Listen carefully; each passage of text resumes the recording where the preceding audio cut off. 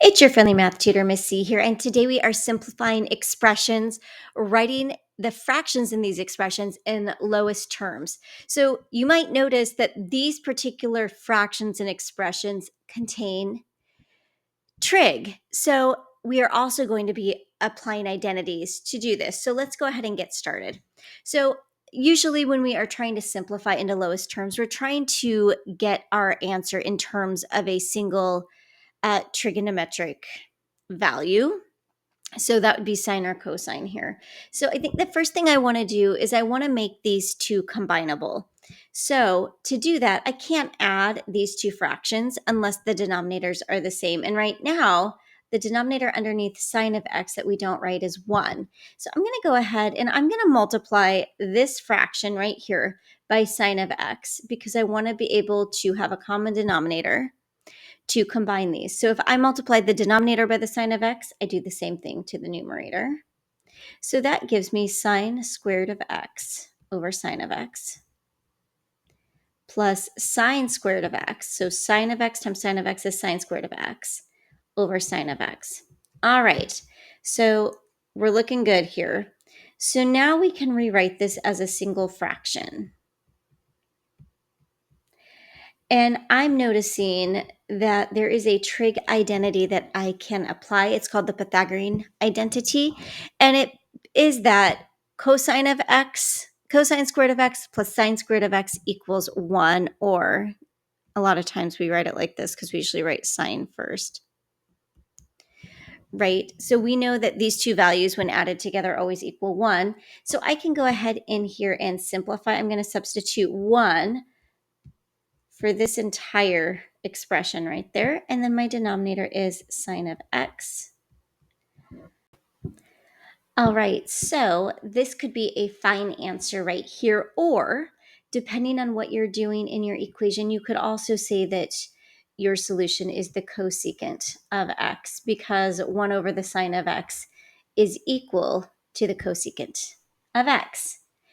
All right, let's try another problem that's a little more complex.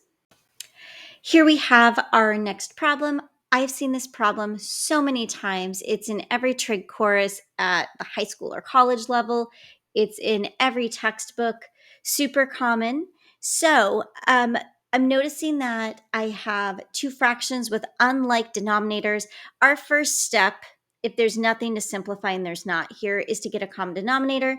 So I'm going to multiply this side by sine of x because I know that I'm going to have sine of x times cosine of x as my denominator. So what I do to the denominator, I do to the numerator. And on this side, I'm going to multiply it by cosine of x. So think of this like if you have like 2 and 5 in the denominator. Like if you had like 1 over 2 plus 1 over 5, you would multiply this side by 5 over 5 and this side by 2 over 2. That's what we're doing here. We're just using cosine and sine instead. All right, so we now have sine of x, or sine squared of x in the numerator over sine of x, cosine of x, plus cosine squared, right? Because now I'm multiplying cosine by cosine with sine of x over cosine of x. All right, so I can now write this as a single fraction. And you're going to notice this Pythagorean identity is going to keep coming up. It's used a lot. So I'm going to go ahead and substitute 1 for this, right? In the last segment, we remembered that sine squared of x plus cosine of squared of x always equals 1. And this is actually as simplified as we can get this particular fraction. A lot of times we do try to get things into a single function, single trig function. It's not possible in this case, but depending on what we're trying to do, there might be other ways to manipulate an equation if that's what we're trying to solve to get this in terms of a trig function that we can solve, or we could apply an identity. So this is great for now. Let's try one last one. All right, our last problem is similar to some that we've already done, except there is a fraction being divided by the sum of fractions, which makes this look a little scary, but trust me, it's not too bad. So in our last problem, we saw something like this. And so we're actually going to go ahead and deal with the denominator of our fraction first. So I'm going to go ahead and get this so that we don't have a plus sign here. So I'm going to get a common denominator between these two fractions on the bottom. So just like we did in the last problem, I'm going to be multiplying by the opposite side's denominator, or opposite fraction's denominator. So this denominator is cosine, so I'm multiplying by cosine of x here. This side's denominator is sine, or this fraction, so I'm multiplying by sine over sine, just like what we did. Okay, so we still have 1 over cosine of x in the numerator. And now in the denominator, we're going to have cosine. So cosine times cosine is cosine squared of x plus sine squared of x. There's that Pythagorean identity. I'm going to take a little shortcut here. I know that my denominator is the same, so I'm going to write it as sine of x, cosine of x. You could certainly write this as cosine of x, sine of x. I always write sine first. It's, I guess, a personal preference, and also maybe how every math textbook I ever used did it, but it's not incorrect to write cosine first.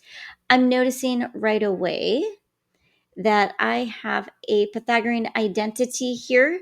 So I'm going to now rewrite this as a substitution of that. So I still have 1 over cosine of x there. This is now where my substituted value is going to be, right here. So I'm putting a 1 there over sine of x divided by cosine of x.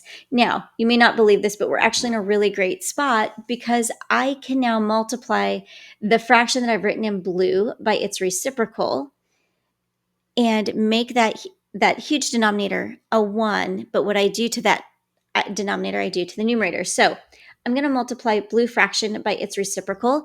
So remember, the reciprocal is the fraction multiplied by itself turned upside down. So the reciprocal of 1 over sine of x cosine of x is sine of x cosine of x divided by 1. Okay, and what I do to the denominator, I do to the numerator. Okay, and what's great about this is when I multiply this through, I end up with sine of x cosine of x divided by sine of x cosine of x. So this makes a 1 and that makes a 1. Okay, so then my fraction is sine of x times cosine of x divided by cosine of x. Now, my students always ask, how do I know when it's okay to simplify? And the simple answer is if it's multiplied in the numerator, you can simplify straight away. If there's no addition or subtraction, you can just simplify like you would normally simplify. We run into problems if there is addition in the numerator or addition in the denominator. This is multiplication in the numerator. So what we can do is we can say that I know that cosine of x divided by cosine of x is 1.